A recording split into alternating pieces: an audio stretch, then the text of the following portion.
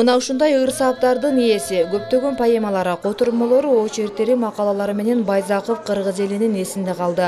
Үй бүлөдө 4 туугандын эң улусу болгон жазуучуну бир тууган карындашы Алимайым агасы мындайча эскерет. Сөзгө чебер, сөзү чукугандай тапкан, бүт нерсени сезип билип көрүп турчу киши болчу. Бардыгына акыл насааттарын айтып, адам болгула, адам болууну унутпагыла, качан башыңар булутка жетсе да адам болгула деп дайыма эсат кылчу.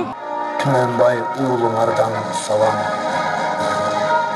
Жазуучунун 95 жылдык эскерүү кечесинде өнөр ээлери тарабынан Байзаковдун өмүр таржымалуу сахналаштырып көрсөтүлдү. Мындан сырткары 13 мектеп арасында мугалимдердин кароо сынагы болуп өттү. Самалык Барпа айыл аймагы тарабынан демилгеленген.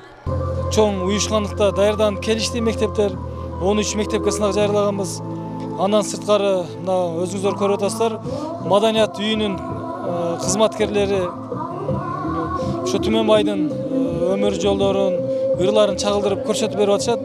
Акындын улуу Барпынын чыгармаларын чогултуп басып чыгаруудагы эмгеги чоң. Түмөнбай Байзаков улуу ата мекендик согуштун катышуучусу. Апат учурунда көргөн кыйынчылык күндөрү эскерүү кечеге келген конуктор токтолуп өттү.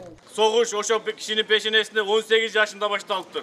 18 жашында согушка өзүнүн сураануусу менен 42-жылы согушка барып, согушка барганда дагы армияда согушта десанттык кызматта служба кылыптыр.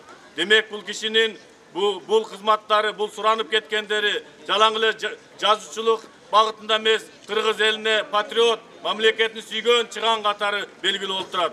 Белгилей кетсек, Түмөнбай Байзаков 1923 жылы 23 сентябрда Созак районундагы Барпа айылында туулган. Кыргыз элинде акындын 20дан ашын ыр китептери, котормолору калды. Акындын экинчи өмүрү эл арасында калган чыгармалары менен жашап келүүдө. Диана Раймжанова, Бекмамат Алишер уулу, Созак району.